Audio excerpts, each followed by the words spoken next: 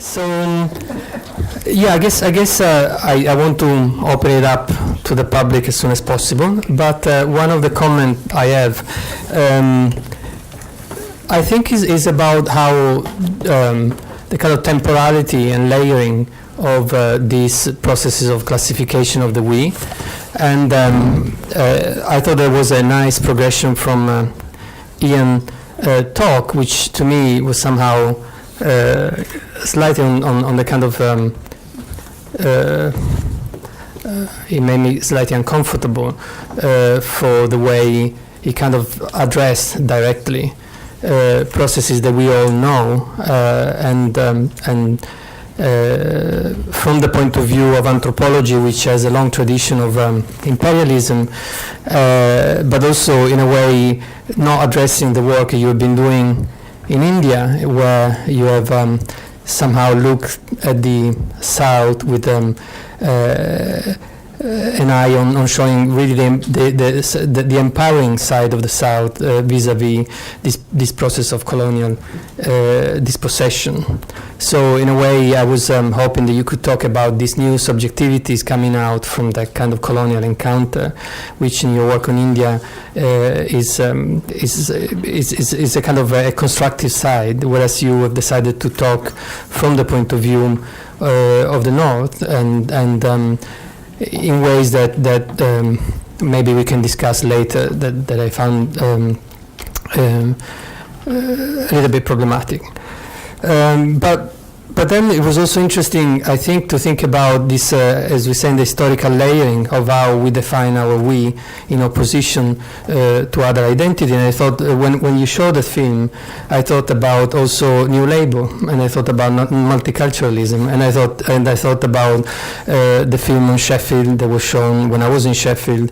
Do you remember Full Monty? And so the moment in which the working class was being, and I was in Sheffield doing field work with steel workers working in factories, and there was this moment in which the film was happening at the same time, and so that process was being captured on film, and all these processes of identification and objectification of identities. And then coming to Melissa, I felt a little bit more kind of settled, and in the way you're trying to think about this issue in a kind of discursive, collective, and not necessarily representational way, but also dealing with the possibility of thinking about new forms of value production and circulation. So I guess in a way, I think our panel in the kind of anarchy of concepts and positions that have been thrown around really is representative of a possibility of finding some common language from diversity. But I think also that it's important, today there were kind of concepts that in a way somehow some of you are too young to know, and some of us are too old, and so maybe this kind of generational, this kind of, really maybe we should open up to conversation rather than this is really, I think, what we are talking about, I'm thinking about Stephen Lindquist, Exterminate All the Brutes, and the kind of book, and how that book make comparisons that are very disturbing, and at the same time good to imagine or good to think through. So I just I guess I want to leave it there, and I want to maybe ask to Melissa a little bit to expand on this issue of your way of working, and this kind of relationship between the aggregate as a phenomenon of late capitalism, in which all the value is captured, and the aggregate as a possibility of escape. If you can, Thank you. Is that on? Is that working? I thought, just actually thinking about circulation as something. You mentioned the term circulation as being something that is potentially rarely seems to be collective, but actually all circulation must be collective because it's about people sharing information with each other. So I don't know. Thinking about, I think the one thing that I find or want to avoid is this idea of becoming I don't know, using this idea of the aggregate as something that has about loose edges of the self, but rather would determine, would then become a circulation, like an institutionalized circulation process, if that makes any sense. So I think, and I think a lot of artist practices are touching up against that right now, which means, I mean, there's obviously that idea that artists are meant to be their own promotional expert, or, you know, their own best promoters, but then, and that in itself is a kind of, well, like what you were talking about, it's hard. You want to make that invisible because it's actually painful and embarrassing, you know, and all these things. But then actually, if that makes, like, I'd rather the circulation be encouraged through a much less authored position, that there's a group of people that are then talking about things, and then that discussion bleeds out to other people because it's pertinent and interesting. Okay, I have another quick question for you. You talk about the class and race as against, sort of opposing to the class and post-colonial debate. Can you expand a little bit on that? What was the difference between these two debates? I think it was just a historical moment, because the people who were writing about anti-racism, like Les Back, Paul Gilroy, you know, that brilliant "There Ain't No Black in the Union" Jack, the I think Stuart Hall's mug. It's not on. No, you just. It is Higher, okay. No. Speak into it like this. Yeah. Yeah. Is that it? Yeah. Okay. Yeah. Right. So I think it's just a historical period from what I can remember, because Policing the Crisis, was it 1977, 79? 73. It was much early on. So when the kind of post-colonial critiques come along much later, like Gayatri Spivak, it's just a much later period. And by then, all the fighting around the anti-racist versus the multiculturalists has kind of taken place. Yeah. And it feels like an entirely different theoretical debate. So I think it's partly the fact that a lot of that work, like Stuart Hall's work, Paul Gilroy's work, L.L. Lawrence's work, Simon Clarke's work, was all located in the local. It was about studies of Birmingham in many cases, Wolverhampton, things like that. So it felt very, very different. So it was both theoretically, linguistically different, had very different politics. You know, the anti-racists were trying to change the government. You know, at that time you had a debate about, you know, should you join the Labour Party, and you had to because it might change the world. You know, I mean, there was a lot at it felt like there was a lot at stake for us old people. Okay. So, questions? Yeah, one up there.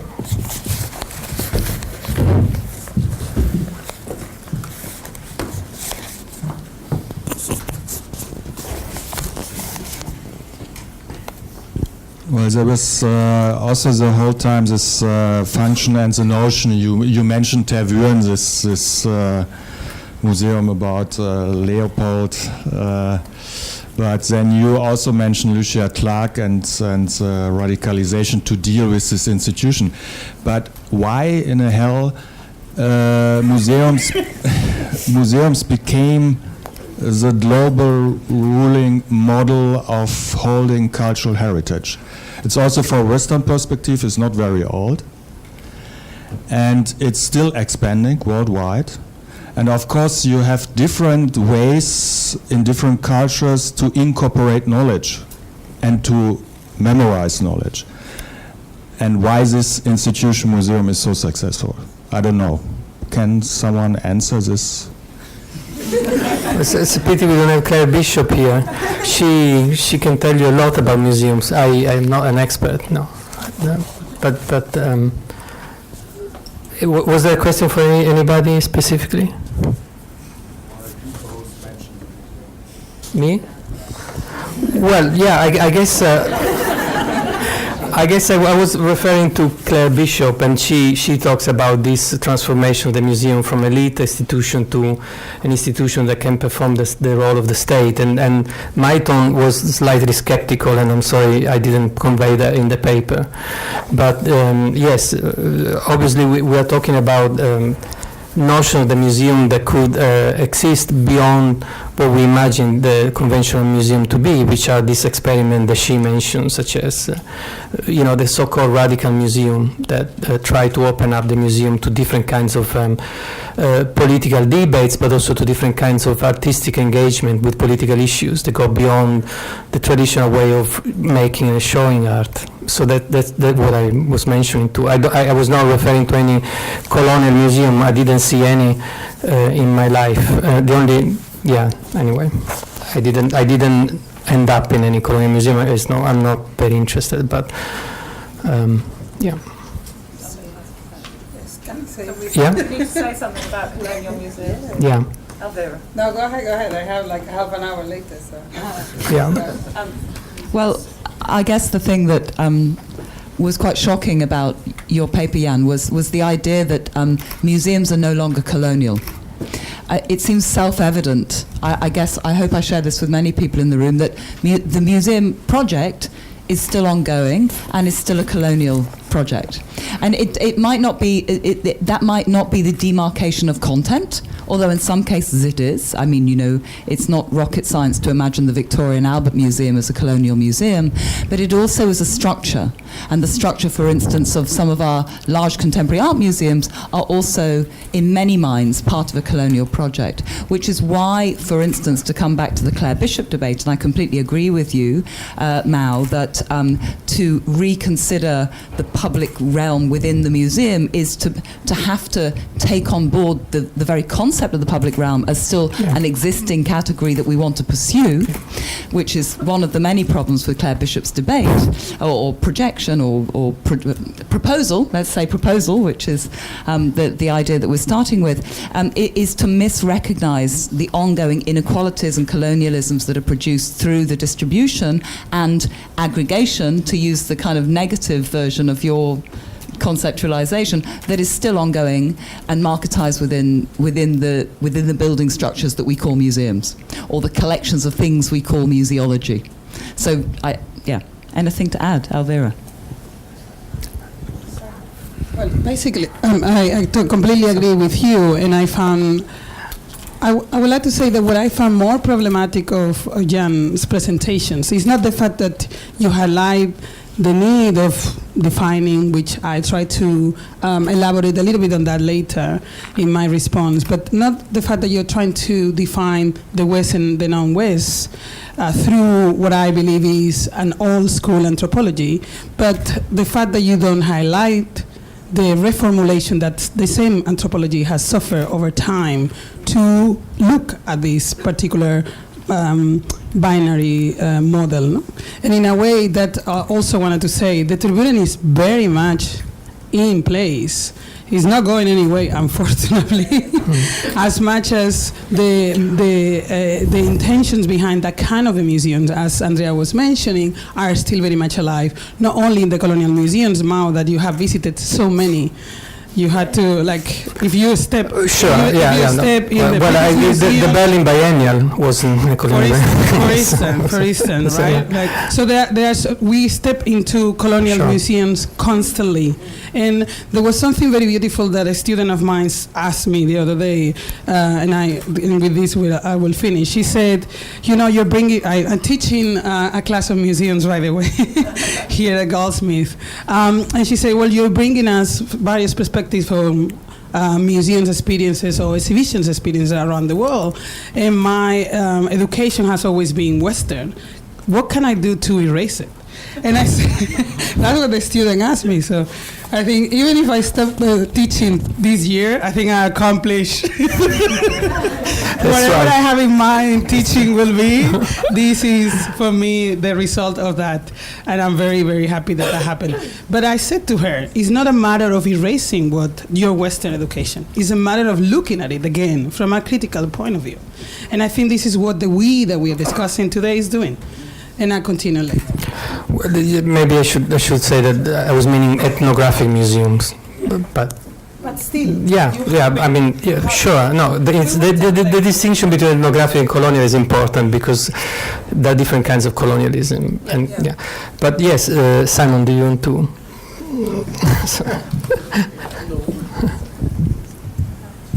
Well, maybe it's of course just a comment. I think it was already said, but around the museum, I mean, it's not a coincidence that there is all this interest in the museum, and the question for me is, how is the museum a site of struggle?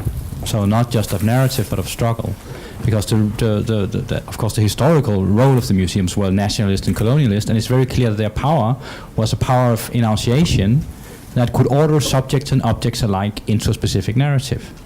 So there's also, what is interesting is, what is the struggle? So you will find in certain aspects of modernist avant-garde, the struggle is to destroy the museum. And later on, the struggle is with so-called institutional critique to be critical of the museum. The museum is the problem. But then you have with our generation of curators, the idea that the museum and the institution is the solution to social problems. It's no longer the problem. This is new institutionalism, biennialism, all this stuff is that the museum can do all this stuff. And I think the previous discussion around Innive, whether there was sadness or just reflection over its possible demise, was based on the idea that making this institution is a solution to the problem. Institutionalizing the museum, what the museum does in its ordering of the world, is something that can be exchanged with different values. So the same structuring principles can be exchanged with other values. And I think the only way that can be done would be, I think, to, if not just look critically back on what one has learned and unlearn it, deprogram it, perhaps, but also that's just why, we want to propose the idea of formerizing. So can you have a museum that's a former museum? This would be my proposition. Can I just make a comment? And then also, sure. I mean, I think it's quite interesting that, the museum itself is an institution that develops from private collections and still kind of serves, let's not forget that MoMA is, made of private donations in a way. So, it's very funny that a lot of these discussions don't take into account the fact that we're still operating in the kind of value structure which is maybe inherently never only going to absorb anything that comes into it, and then maintain that as part of the value structure. Questions? Yes. Good.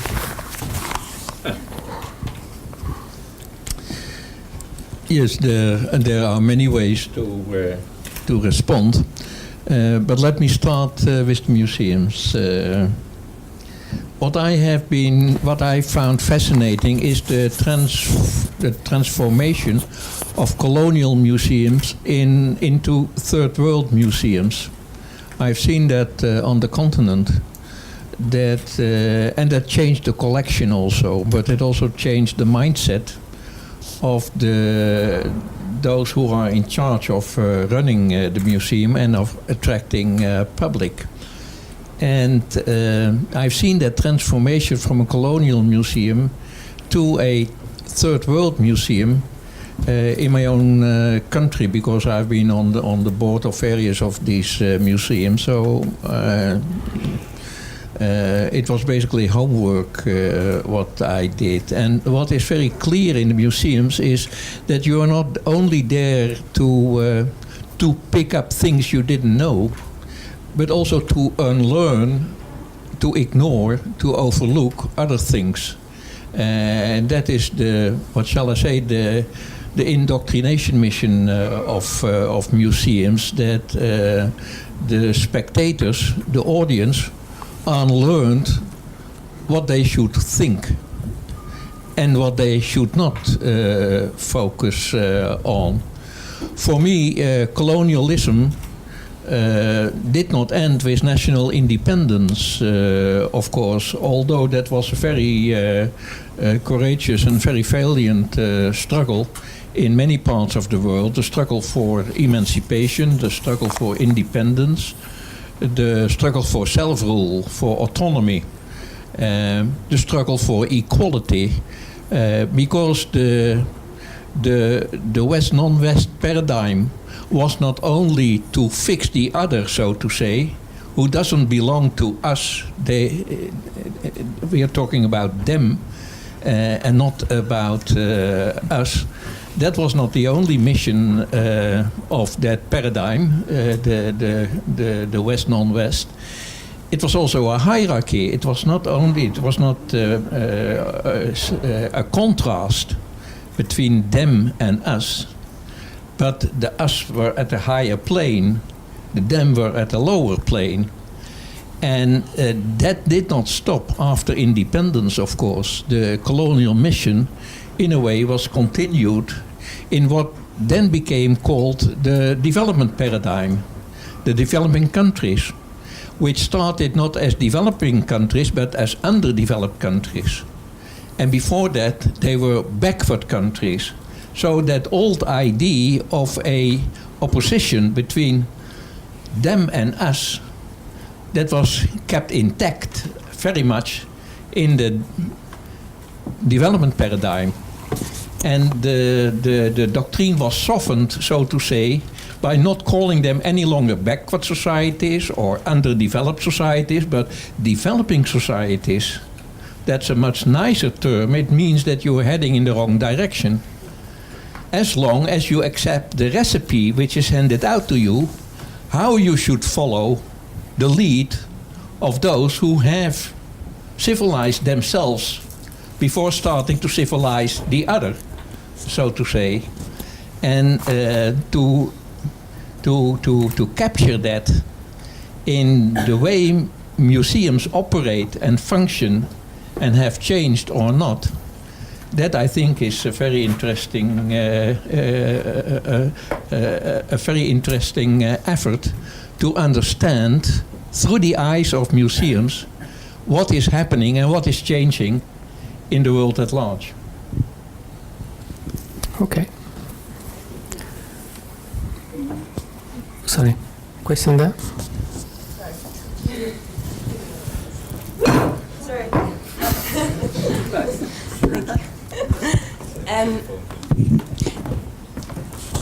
This is for Jan. Okay. I was curious if you could give us any very concrete examples of how ethnographic museums in Amsterdam are changing the way that yes, that the way that we read colonial history. Concrete examples. Well, in a way, I was a product of that trajectory myself. I was born and bred very close to what was called the Colonial Museum in Amsterdam, a beautiful museum. And I went there as a young boy. It was the early 40s. And I went there to see the other world, to see the other, to meet the other. And you looked through into the magic lantern, and through the images you saw, you were on a pasar, on a bazaar in Indonesia. As a good Dutchman, of course, I was trained to go to Indonesia. Which was not Indonesia then still, but which was Netherlands Indies. It was our empire overseas, as part of our empire overseas. And you went to that museum to see the other culture, but through the eyes of your own culture. Through the eyes of your own culture. And the other came up. And I have done a lot of work on colonial history in the archives. And you see how from the early 17th century in the archives, the other is emerging.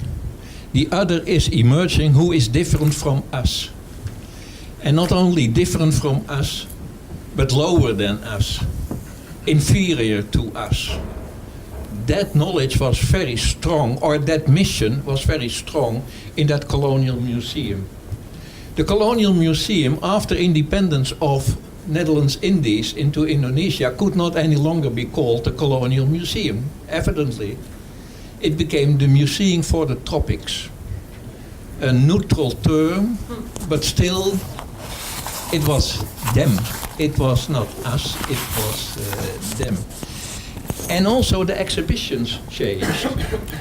It was not any longer, when you look into the Magic Lantern, a visit you made to the bazaar, to the market, but the exhibition was of a slum in Bombay.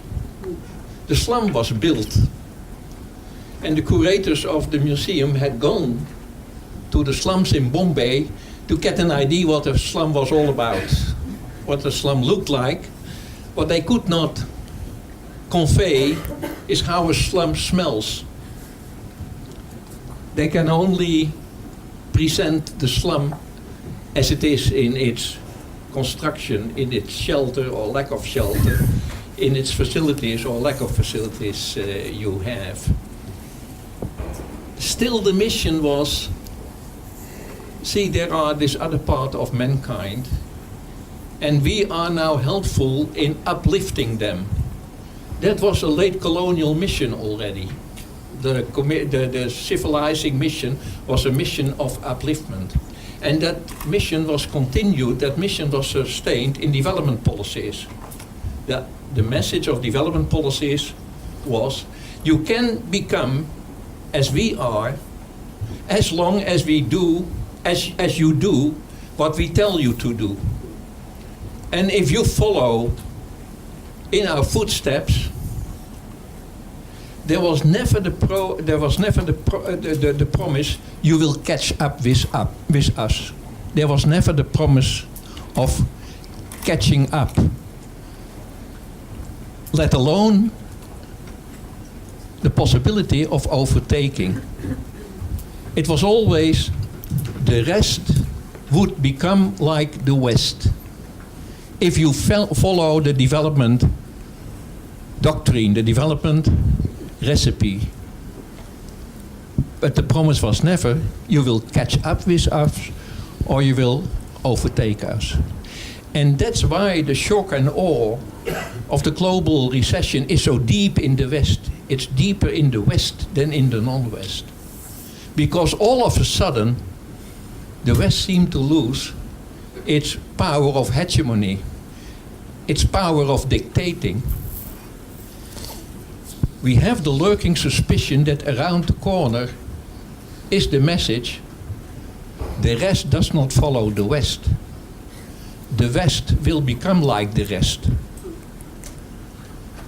Employment, housing, healthcare, care. In the Netherlands, the welfare state is officially abandoned. The welfare state does not exist any longer. What have we instead of the welfare state? We have the participatory society. It's each for his own or her own. It's the self-employment, the self-provision, the self-reliance, and looking for care around you, but not looking at the state, and certainly not look back to the welfare state. And those very ideas are also transmitted, and I'm interested in that, I'm intrigued by that, in museums. Okay. Yeah. Do we still have time? So, Yeah. yeah. So, moving sideways, I'm sort of trying to think about what Bev and Melissa put forward as two sets of possibilities for thinking the we, not as identity determined, so not out of a group formation, not out of the inclusion or exclusion by certain kinds of values or certain kinds of institutional practices or professional protocols and so on.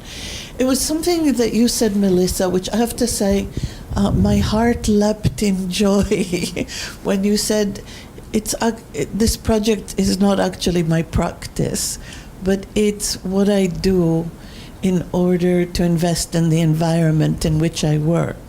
And the reason my heart leapt up in joy is because I often ask myself why it is that I expend such energies in organizing and organizing and organizing, which clearly does not fit into the demands of my own individual practice. And but it's in that sort of walking the seam of neither being included or excluded, of sort of neither being defined, let's say, by middle class respectability, nor being defiantly, anti that, but of walking the seam of the borderline between certain kinds of things and making that seam a place of inhabitation that I think produces a new notion of the we. Because it's neither oppositional, nor inclusionary or exclusionary, nor sort of defiant in its understanding of what it can be. It's a form of inhabitation that says that the spaces that we move in and out of have a great deal to offer an inhabitation, even if we can't name them. And that seems to me a sort of interesting kind of notion, which I actually think that any discussion of the museum sidetracks us from. I mean, I find discussions of museums unbelievably tedious because the sort of I mean, not only do they endlessly regurgitate well-trodden ground, and post sort of institutional critique artistic practices of the 70s and 80s, we all know how to read museums critically. We don't, it's not something that we need to be taught.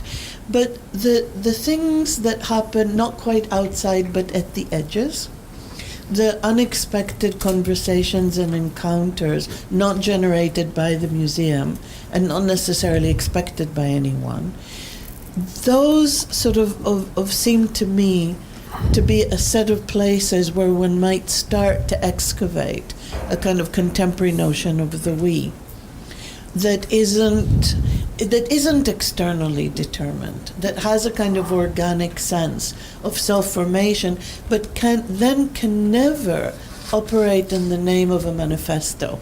Right? We can never say, oh, we who have bitty little conversations on the edges of something that is the main event, etc., in the name of that we. It's absolutely impossible to compute those two. And that seems really valuable. Do you want to respond? No, I think it's a really good and interesting question, but because I think it is those very unexpected encounters that we can never anticipate, that do make things happen. But I think they're becoming less and less. I think in the current conjuncture that people are experiencing very more cramped spaces. I think the middle class are experiencing more and more anxiety about their loss of value, so therefore they reinforce it more and more, so the boundaries become higher almost and become more reinforced, and the narcissism of small differences becomes even more significant. We see that, I mean, if you think about who's making all the horrific reality television programs in Britain, it's usually very precarious middle-class workers on monthly contracts who have to produce sensation in order to get their next job. So those are boundaries, and so I think a lot of boundaries are heightening in this present moment. That's why I kind of look nostalgically back to the moments when they didn't feel as bad. I also think we have to take into account history and trajectory. So the people that I've worked with have experienced so much devaluation and delegitimation that they don't even enter the spaces where those encounters will be possible. They really take themselves out of those spaces because humiliation is just enough.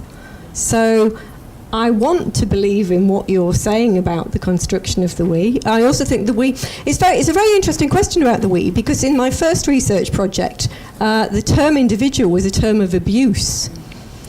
And it was when I grew up. So nobody defined themselves as individuals. They didn't think in terms of singularity. You always had to think about what other people would think and what other people would do. That's why I say it's always dialogic. So I think there's something about this attempt to bring back the we, which always seems very odd because the we's always been there. So it depends who we talk. It's about perspective. Who we're talking about, who we're talking to, and I just think we're in a very, very difficult moment. A very difficult moment. Now the 80s was a difficult moment, but we actually had the word class, and interestingly, the lesbian and gay struggles connected over the word class. We've had 30 years of every political party and loads of academic theorists trying to deny that word. Because, I agree it's got all sorts of problematics, but what it does is connect the affects of injustice across groups together. And interestingly, if you looked at the constitution of the lesbian and gay group, they weren't working class at all. They made those connections in various different ways. But Bev, doesn't that, in a way, confine the argument to an instrumentalized we? And how do we begin to track the sort of formations of the we that come together that cannot be instrumentalized and nevertheless produce radiant experiences across the day, which are the real textures of our lives? And so the sort of I mean, you started by categories.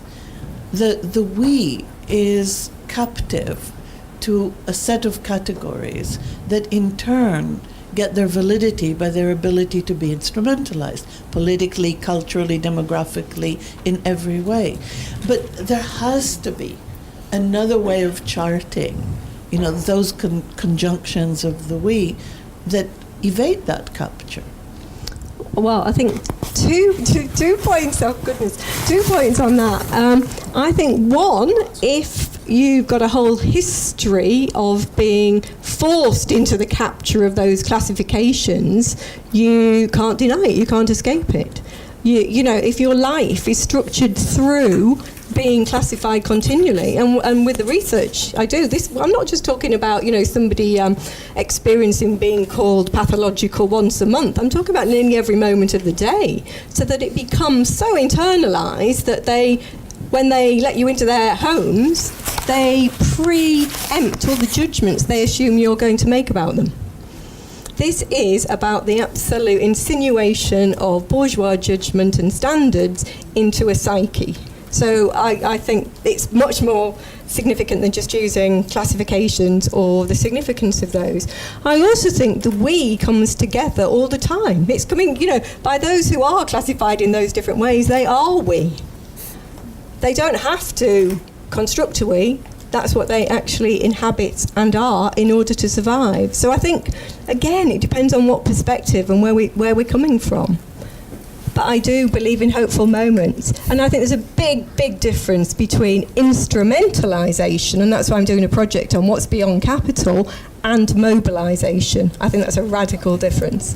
Thank you. Melissa, do you want to maybe Sure, I'll just I think that's a really nice reading, and I really love the term inhabitation in relationship. I mean, I just wanted to maybe note very quickly that what happened in a lot of the women artist meetings that I put together was that people came in oftentimes saying, well, I'm not a feminist artist, but I'm an artist, and I want to somehow I want to figure out that relationship. And then also, I think what was important that happened was that a lot of the groups did try to keep meeting and did try to do projects together, but oftentimes those fell apart. And I think what then ended up happening was that there were really strong friendship groups or friendship bonds or working friendship bonds that developed. And that, to me, seems to be the kind of most important part of the whole project, which is imagining the fact that there's these kind of communities of people that are actually working together and then operating on a base where they acknowledge that each other are dealing with these issues, but it doesn't have to be at the forefront of their practice. So this idea of loosely coming in and out of places. So, for example, in the We Not I project, I'm really not interested in me being the only author. Obviously, whatever I do from it is what I'll do, but I want everyone else to be able to do what they would like to do with it, so that there has to be this place where, or it can't be ever a definitive institution. Like, people ask me where the website is. It's like, there's no website. I can't. What would I do with the website? I mean, it's up to other people. So it has to be. But then again, it can. The problem is that then what I worry about, in the future is that it's invisible, because there's a history of invisible relationships of women and in the art world. So for me, that's a tough question right now. But I think your word inhabitation is a really helpful, thank you, one. So we are nearly finished. So we have Ian. Do you want to quickly comment? We have another question, and then we have to close. Well, quickly on the museums. For some of us, museum may be a tedious subject. I beg to disagree. Well, we can't have a polemics on museum on the last minute. I'm sorry, Ian. We can have it with a coffee. I beg to disagree. For me, the important question is what is being museumized and what is not being museumized. There is no museum of slavery everywhere in the world. There is no Liverpool. There's one. Yeah. Liverpool. Yeah. Liverpool maybe then the one that there's some there's one in Rio. There was a proud history of trade union museums. Most trade union museums have closed down. There was a history of other forms of inhuman labor, in human workforces, which have never become museumized. So for me, the question is not a tiny one, it's a major one, it's an important one. I wanted to say something else about us, we and us, but that I'll keep for later. Okay, thanks. Thank you. Shall we close it here? Yeah? Oh, one question. Yeah. Thank you, Whisker.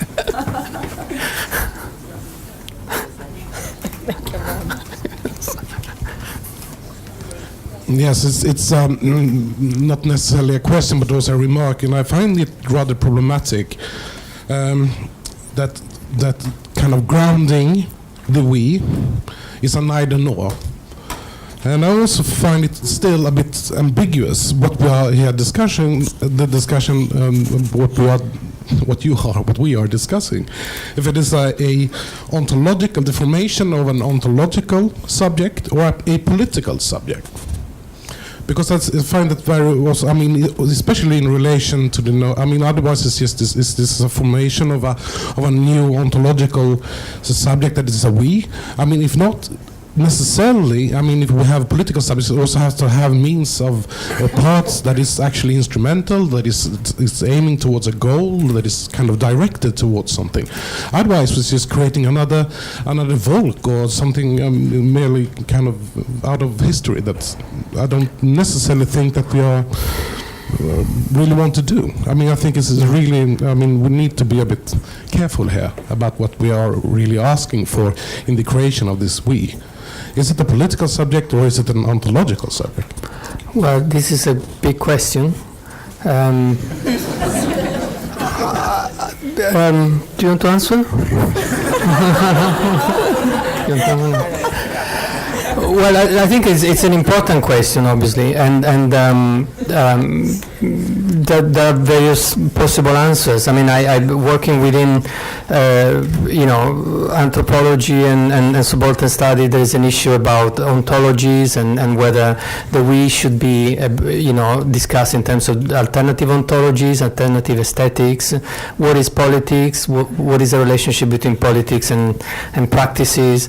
I was trying to open up the debate with my presentation, showing the different ranges of possible approaches to we, both within critical and political theory in the West, and trying to also be in conversation with people like Boaventura de Sousa Santos or people who talks about alternative ontologies. I think that it's a big topic, and I don't think anybody of us gave an ontological answer to the we. And if we did that, in my opinion, was a bad thing to do. I mean,